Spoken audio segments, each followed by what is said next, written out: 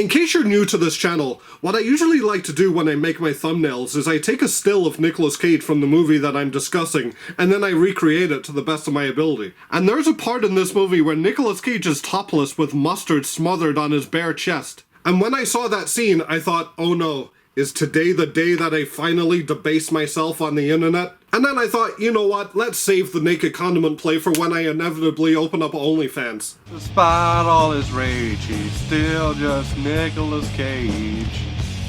Despite all his rage, he's still just Nicolas Cage. And someone will say his career can never be saved.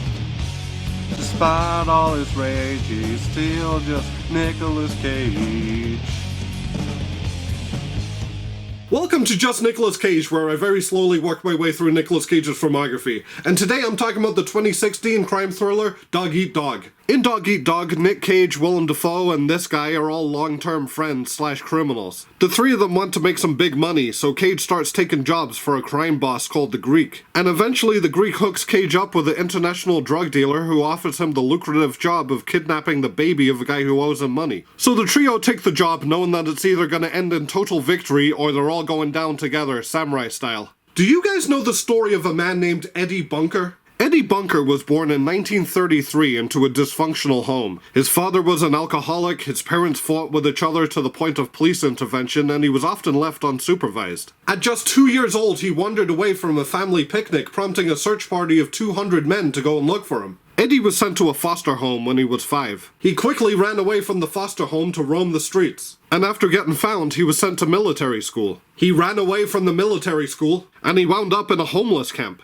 He was apprehended from there and sent to juvenile hall, and at juvie, Eddie was sent to the hospital, and he escaped from the hospital. Back on the streets, Eddie hotwired a car, crashed it, and landed up in an asylum where he was nearly beaten to death. Doctors eventually ruled him sane, sending him back to reform school. He escaped from the reform school, and are you seeing a pattern start to emerge? After 3 months on the run, the police found Eddie Bunker asleep in an abandoned car and they sent him back to reform school. He was later paroled into the care of his aunt. But he spent a lot of time sneaking out, and let's count that as an escape.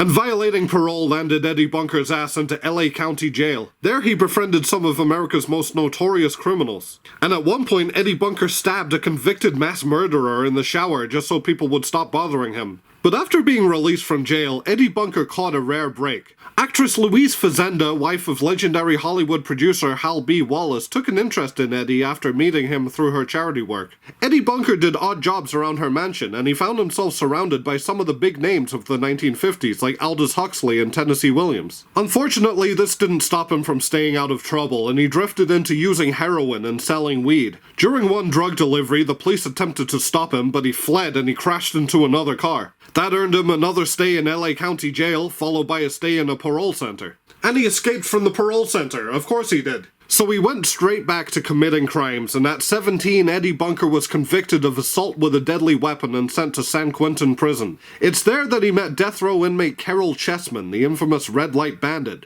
whose best-selling memoir Cell 2455 Death Row inspired Eddie to try his hand at writing. Louise Fazenda sent Eddie a typewriter, and while incarcerated, he completed his first novel. It was never published, but he managed to smuggle the manuscript to Louise, who believed that Eddie had genuine talent. At the age of 22, after nearly 5 years behind bars, Eddie got out on parole. Louise tried to help him build a legitimate career, but he struggled to fit back into society. And around this time, Louise suffered a nervous breakdown, was hospitalized, and her husband prevented Eddie from visiting her. So with the only person who believed in him gone, Eddie Bunker slipped back into crime. He organized robberies and extorted protection money from pimps, and a few years later, he was busted and sentenced to 90 days at a county farm. And he, you guessed it, escaped almost immediately, and he remained on the run for almost a year. Desperate for money, Eddie Bunker committed armed robbery. When arrested once again, he tried to convince the authorities that he was insane by claiming that the Catholic Church had implanted a radio inside his head.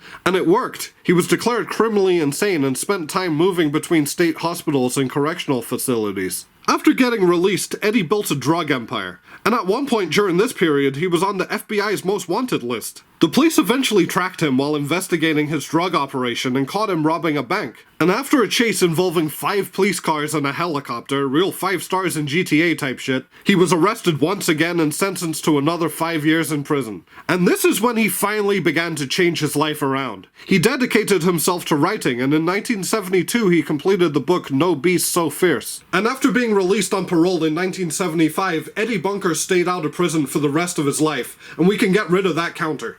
Eddie Bunker then went on to write several successful books. He co-wrote the screenplay for the Oscar-nominated film Runaway Train. He played Mr. Blue in Quentin Tarantino's Reservoir Dogs. And Jon Voight's character in Heat was partially based on him. And also, in 1978, his first book was turned into a pretty good movie called Straight Time, starring Dustin Hoffman. And fun fact, a man named John Carlin, who went to the same writer's workshop in jail as Eddie Bunker, served as technical supervisor on Straight Time. And John Carlin went on to write the screenplay to the movie Sunny, which Nicolas Cage directed. See how it all comes back to Nic Cage? But a more direct and relevant to the main topic of our discussion way that Eddie Bunker links to Nicolas Cage is that today's movie Dog Eat Dog starring Nicolas Cage is the movie adaptation of Eddie Bunker's 4th book of the same name, which was first published in 1995. Now, the novel Dog Eat Dog was apparently based on a story that a fellow convict had told Eddie Bunker while he was in prison. But as with most, if not all, of Eddie Bunker's writing, you can see a lot of his life in the story. The protagonist of Dog Eat Dog's parents had a dysfunctional marriage, he had an alcoholic father, he was in and out of reform schools, he's highly intelligent and an admirer of Dostoevsky, but he got into selling drugs and ended up in prison for several years and struggled to cope with life on the outside. All of that stuff feels to me like it's semi-autobiographical.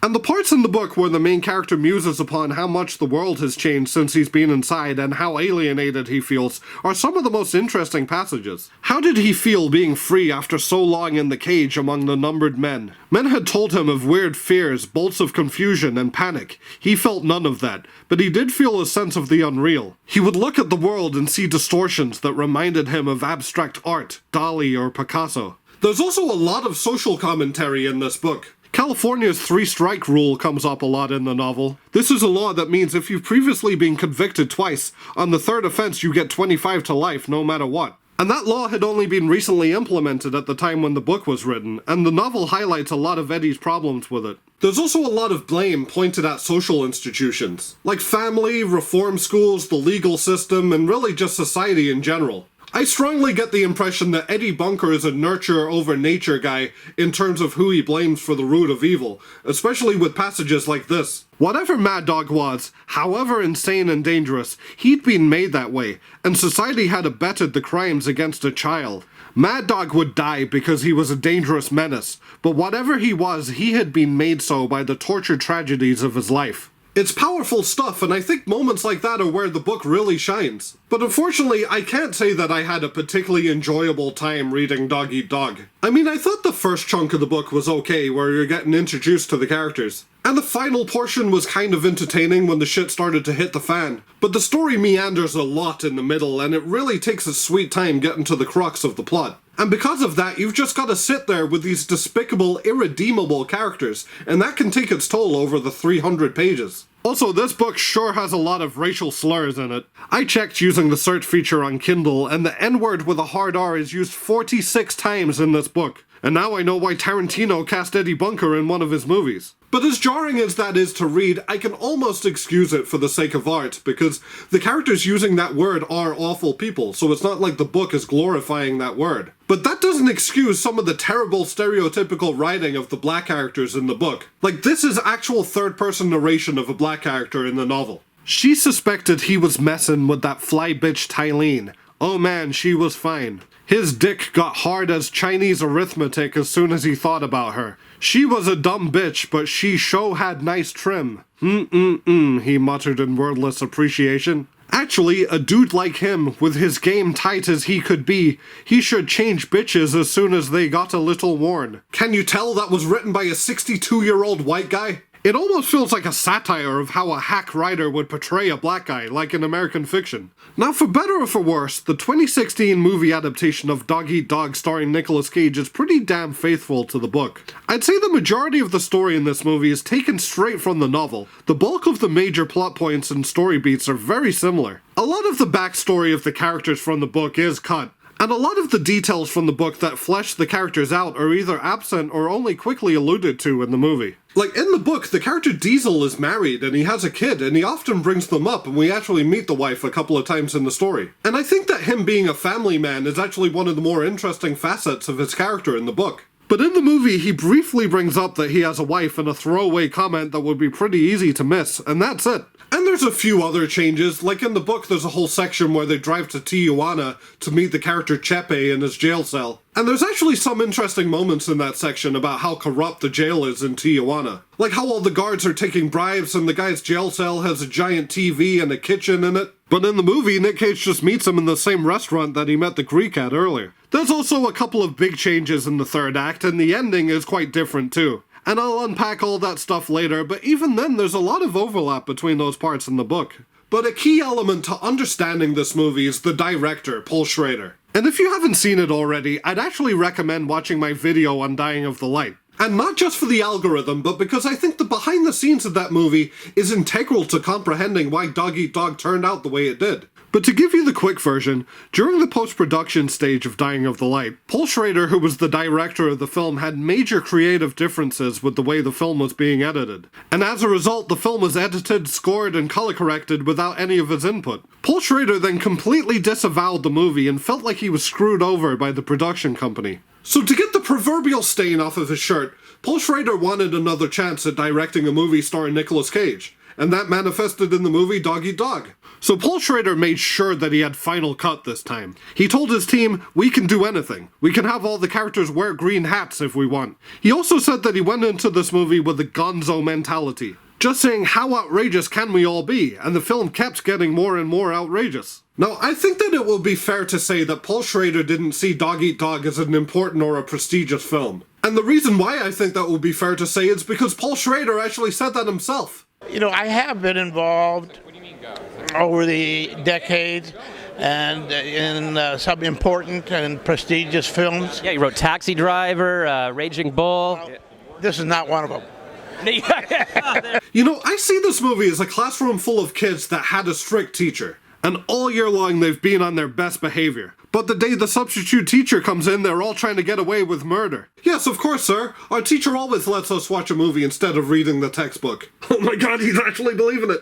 So in Paul Schrader's own words, he wanted to do something transgressive with this movie. And I think that he certainly achieved that right from the opening scene. Within the first minute of this movie, we get Willem Dafoe doing coke with an eye tattooed on his chin, with overlays of a phone, a TV show, the synapses of a brain, and an Elvis bobblehead over him. And then Willem Dafoe's lady friend comes in with her daughter. She yells at Willem Dafoe for watching porn involving Asian teenagers. He slices her throat and stabs her repeatedly as it cuts to bobbleheads. And then the daughter walks in and sees her dead mother and then runs away. So he breaks into her room as she screams, and then he brutally murders her and then does a bump of coke next to the little girl's corpse. Suffice to say, this is not a family-friendly film. And that's only like the first 8 minutes, so I think you're starting to understand what kind of movie this is. And to be fair, that whole sequence does happen in the book too, but to me it felt a lot more visceral watching it play out in front of my eyes. And as disturbing as it was to watch, I did think it was an attention-grabbing way to kick off this movie, and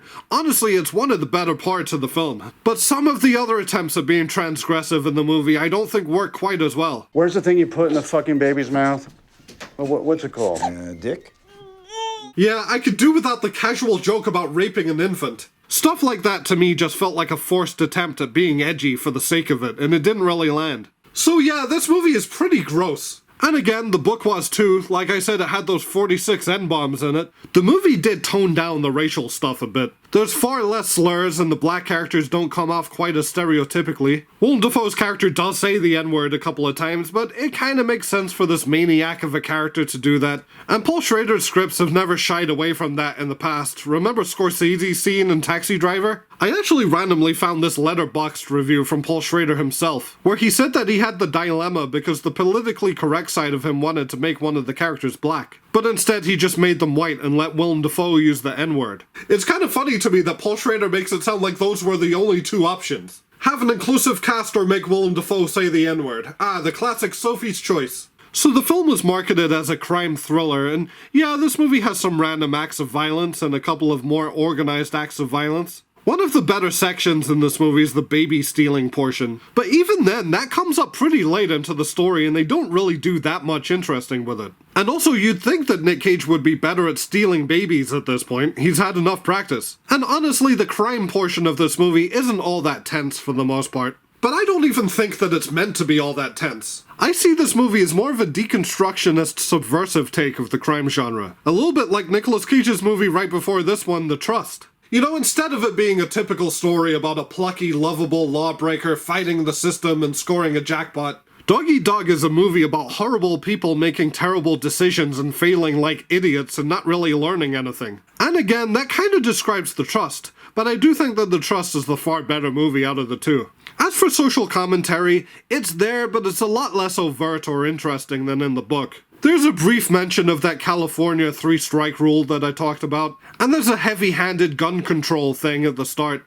But while there's less commentary on how social constructs shape our lives than in the book, there are more references to Taylor Swift than I anticipated there was going to be in the movie. You've got Nic Cage reading a magazine with her on the cover. And also, Willem Dafoe says this. I didn't know who Taylor Swift was. Who the fuck is she? And when I saw that part, I thought, okay, that's Paul Schrader probably being a bit of a boomer. He probably hates Taylor Swift, so he put that in the movie to seem like he was cool. And then on a whim, and I don't even know why I did this, but I googled Paul Schrader Taylor Swift just to see what would come up. And what I found, I could not believe. Turns out Paul Schrader is a massive Swiftie, and this is actually him at the Reputation tour. And this is an actual quote from him. Taylor Swift is the closest thing we have to the Godhead in this country. We only live by her good graces. She is the essence of the life force. She's keeping us together. If Taylor were to leave us, everything would fall apart.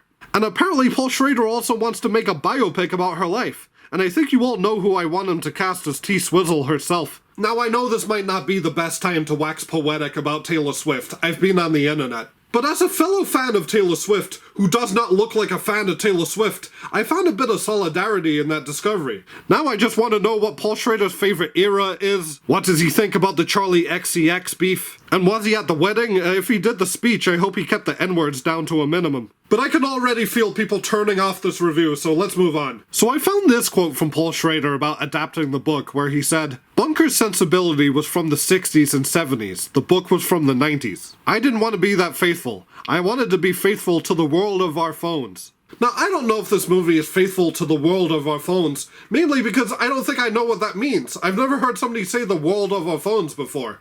But he elaborated that he meant, this world we're in now where there does not seem to be any norm. Anything can kinda go. You can do one scene one way, one scene another way. In some ways I'm playing a jazz solo with this film, trying to keep ahead of the listener so they won't know which way I'm going musically. And yeah, stylistically, this movie is all over the place. I guess you could call it like a jazz solo. Like I said, I think this is Paul Schrader getting his frustration out from getting left out of the editing process of Dying of the Light by experimenting with every trick in the book here. There's odd shot compositions. At one point the movie does a freeze frame thing in the middle of an action scene that makes it hard to tell what's going on. There's a few in-your-face transition shots that are pretty obnoxious. And there's one scene that held for way longer than I think it should have. Like we cut to the wide shot, the gang laugh, and cut. Right? Cut? No? Cut? What's he doing now? He's taking a sip of the drink, and cut. No? The scene is still going on. What's he doing now? Okay, it finally cut. I guess we were waiting for him to take a bite of the celery. The movie also does a weird thing sometimes where it will seemingly randomly transition back and forth between black and white and color occasionally. I think I've been spoiled by Amazon Prime giving me the ability to choose when I want to see Nicolas Cage in black and white myself. I'm certainly not used to Paul Schrader making the decision for me. But honestly, there are some moments of what I consider genuine artistic beauty in this movie. Like this striking image of Cage getting apprehended in front of the stained glass window. And in that opening scene with Willem Dafoe in the house, the colors really pop. I think this is Paul Schrader making up for the washed out color grading in Dying of the Light. But I legitimately love the contrast of the pink walls framing Willem Dafoe who's enveloped in the blue light of the bathroom. It really makes Mad Dog stand out as the anomaly that he is. But before I get too carried away in my praise for the technical aspects of this film, there is a part in this movie that I must have rewatched at least 10 times because I was so in awe at how terrible it was. So do you guys remember that amazing opening scene in Lord of War where we see the POV of a bullet being fired out of a gun, and it was this visceral, innovative, incredible sequence? Okay, so now imagine that scene, but 1,000 times worse. That is an actual scene that happens in this movie. I mean, look at how stupid this looks. From the stock template to the logic-defying hand at the bottom to the bad zoom and the goofy sound effects. I can honestly say that it's the most amateurish thing that I've ever come across in a Nic Cage movie, and I can't get enough of how bad it is. But for a movie that, like I said, is transgressive and had scenes that made me feel uncomfortable, I'll admit that this movie intentionally made me laugh a couple of times. Like, this part made me laugh where Willem Dafoe does drugs and looks into the mirror and starts making trippy, druggy faces. Man, if I was doing a series called What Do You Know, Willem Dafoe, where I very slowly work my way through Willem Dafoe's filmography, then I'd have a great thumbnail right now. I also love this part where they have a party at the hotel to celebrate their earnings. So we get a crazy montage with neon colors and quick edits with wacky filters as they dance around and do rambunctious things, like smoking crack and pouring orange juice into their cereal. Okay, killing a little girl is one thing, but now I know these guys are psychos. Also, about an hour after that in the movie, we get the aforementioned mustard scene, but it's clearly set and filmed during the initial hotel celebration scene. And you can't say that it wasn't foreshadowed. I mean, look at the Chekhov's mustard next to the orangey cereal. And if you'll excuse me, there's something I need to do. There we go. But a crucial part of this movie is that central trio of felons. It's that classic archetype of a three-man criminal group consisting of a leader, the wildcard, and the guy who's just kind of along for the ride. And I feel like we've seen variants of that over the years in cinema. Ones that come to mind are Jim Jarmusch's Down by Law, Oh Brother, Where Art Thou? And of course Baby's Day Out. And Nic Cage has already played the leader in an idiot trio of criminals once before in Trapped in Paradise. But while the central trio in Dog Eat Dog are awful human beings, they are quite entertaining. Well, two of them are entertaining. But let's start by talking about my dog-eat-dog home dog, Nicolas Cage. Fun fact, Nicolas Cage was initially offered the role of Mad Dog, but instead Cage wanted to play the straight man. You know, that classic straight man that inexplicably talks like Humphrey Bogart and gets mustard squirted on his chest by his boys. Nic Cage is rocking the teal suit jacket in this, and I've gotta say it's one of the coolest fits I've ever seen him wear in a movie. And I enjoyed Nicolas Cage's performance in this film. It's not a demanding role by any means, but I think he's making it work and injecting a bit of personality into the part. Bogart was the best, the king. When I was in the joint, there was a movie producer who was in there with me, and I says to him, I says, do you think I look like Humphrey Bogart? And he says, well, yeah, you do, but a stretched out version of him. By the way, has anybody ever actually said, I says to him, I says, in real life before? I feel like I've only heard Chris Farley and Bart Simpson say that. But I think Nicolas Cage is intentionally playing Troy like he's a man out of time. One of the big themes of the book is how much the world has changed since they've been in the joint. So Nic Cage is personifying a guy that still thinks that Humphrey Bogart, James Cagney, and Eddie G are the guys that everybody wants to emulate. And I think that's quite an interesting choice for the character. But I did think, though, that as a character, Troy was a lot less interesting in the movie than he was in the book. In the book, he has a whole moral dilemma, and the guilt of his actions catches up on him, and I think that makes him a kind of dynamic character. But there's not really any of that in the movie. Paul Schrader was too concerned with making a movie for our world of phones to spend time with a pesky thing like character development. But the MVP of this movie, hands down, is Willem Dafoe as Mad Dog. This character is an absolutely despicable psychopath, but Willem Dafoe plays the role to perfection. He's like if his character in Wild at Heart was one of the anti-heroes of the story. Willem Dafoe completely nails this performance of a character who's just running on pure impulses, drugs, and evil will. Willem is much more Dafoe than he is DeFriend in this movie. Is that the worst joke I've ever made on this channel? I think it is. Especially because he is DeFriend to Nicolas Cage's character, and that dynamic is fun to watch play out. And it's a testament to Willem Dafoe's skill as an actor that he's able to play a despicable character like Mad Dog with a childlike innocence. And okay, I never liked him, but sometimes I could see a glimpse of humanity in Mad Dog. And I think Willem Dafoe is one of the few actors that could have pulled that off. Also, apparently Nic Cage paid Willem Dafoe $100,000 of his own salary for him to take the role, so thank the one true God for that. Which brings me on to the last and least member of the trio, Diesel. He was my least favourite member of the crew in the book too, but he's even more boring in the movie. I also thought, unfortunately, that the guy playing Diesel, Christopher Matthew Cook, gave a pretty bad performance. I mean, I don't expect him to be as good as Nic Cage and Willem Dafoe, but even objectively speaking, I thought he struggled with the dialogue. And whenever it's a scene with just him, I was like, okay, can we go back to the entertaining characters? And the only other actor of note in the cast is Paul Schrader himself, who plays the Greek. Apparently, Paul Schrader approached Michael Wincott, Abel Ferrara, Michael Douglas, Quentin Tarantino, Martin Scorsese, Nick Nolte, Christopher Walken, Jeff Goldblum, and Rupert Everett for the role. But to avoid going over budget, Paul Schrader ended up playing the role himself in his first on-screen acting role. And I don't want to be too harsh here, but you can tell he's not a professional actor. And I'm pretty jealous of that multiverse where he was played by Jeff Goldblum or Christopher Walken instead.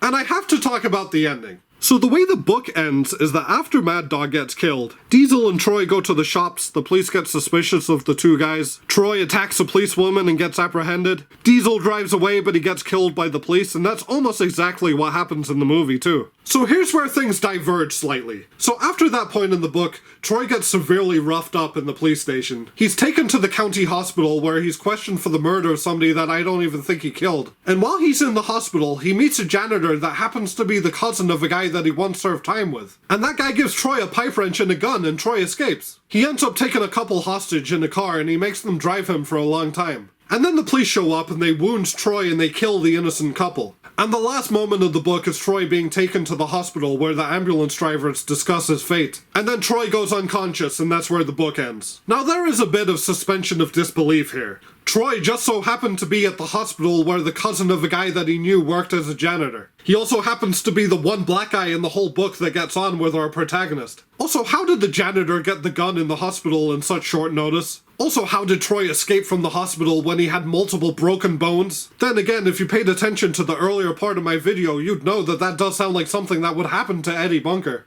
Also, based on the Wikipedia summary that I read, it seems like the very end with the protagonist passing out in the ambulance is almost identical to the way Eddie Bunker's third book, Little Boy Blue, ends. But importantly, I didn't get much ambiguity from the ending. I certainly didn't get any Jacob's Ladder scenario vibes when I read it. But here's how the movie ends. After Diesel dies, Cage gets roughed up by the cops, just like in the book. But instead of them taking him to the station, they cuff him to the side of the police car and drag him along the concrete. And then it fades out and we cut to the couple from the book leaving a diner. And I'm not skipping anything here, that's exactly how it plays out in the movie. And in the diner we hear a news bulletin confirming the death of Diesel and Nicolas Cage's character. Then Nic Cage pops up and holds the couple at gunpoint and makes them drive him just like in the book. Except unlike in the book, Nic Cage has now gone full Humphrey Bogart for some reason. All we want, heck, all anybody wants is justice. I was explaining to the officer and she panicked. She thought I was resisting. Yeah, that's right, resisting, and my friend was just trying to save me. You know, between the black and white and Nic Cage doing a Humphrey Bogart impression, I feel like if I drank enough of this booze, I could trick myself into thinking that I'm watching Spider Noir. Then the cops pull up and everything has a red tinge to it now for some reason. Okay, maybe if I drink enough of this booze I can pretend I'm watching Mandy. Is the Cheddar Goblin about to show up? What's going on? Although I will say that I really do like how this part looks. Those colors are striking. Like this bit with Cage in front of those reds and purples as gospel music plays in the background is gorgeous. I just wish the circumstances of the scene weren't quite so nonsensical. And it's also hard to believe that this shot is in the same movie that has this in it. So the cops shoot the innocent couple like in the book, and then they kill Nic Cage. The end. No, really, it actually says the end at the end. So yeah, it's pretty clear that this is some sort of Jacob's Ladder, purgatory, limbo, dream vibe. Now it's worth pointing out that when I reviewed Dying of the Light, I hadn't seen Dog Eat Dog yet. But in that video I said that I wish that movie played into the unreliable narrator fantasy of the protagonist's deteriorating brain. So, I guess I got my wish, but it feels like a one-wish Willow heard me say, I wish that there was a Paul Schrader movie starring Nicolas Cage that ends with a Jacob's Ladder scenario. And that's why we ended up with this absolute mess of an ending. I mean, it's certainly a choice. You can't say that Paul Schrader didn't take a swing here. And it looks cool with all the colors, and it is funny to get a Temu version of Ben Reilly. But as the conclusion of a story, it's just too jarring and bizarre and nonsensical, and it's just not satisfying. So overall, Dog Eat Dog is rough. Get it? Like a dog says. You know what? Correction from earlier. That's the worst joke I've ever made. But seriously though, yeah, this movie's all over the place. It really doesn't work as a cohesive narrative. The tone and visual style are all disjointed and mismatched. It really feels like there were too many people involved chucking out ideas and they all made it into the movie. And based on those interviews with Paul Schrader, it seems like that's exactly what happened. But I'd be a liar if I said that I wasn't entertained at several points in this movie. There are some fun scenes, and Nic Cage and especially Willem Dafoe are firing on all cylinders. And to compare it to the other Paul Schrader Nic Cage movie, Dying of the Light, Dying of the Light had an interesting concept, but it was told in a completely boring and generic way. But Dog Eat Dog has kind of a generic premise told in a batshit bonkers way. And both are disjointed messes, but Dog Eat Dog is definitely the more entertaining mess. So I can't call this movie good, but I also tentatively recommend it if you want to see Willem Dafoe do some crazy shit. And also, some good did come out of this movie. Because Dying of the Light left Paul Schrader feeling burned and disillusioned with filmmaking. But after making Dog Eat Dog, he went back to making good movies. The one he wrote and directed after this one was nominated for an Oscar. And also, this movie gave us Nicolas Cage and Willem Dafoe shirtless, covered in condiments. So for those things, I'm glad this movie exists. So the next movie Nicolas Cage was in was Snowden. So until then, thanks for watching.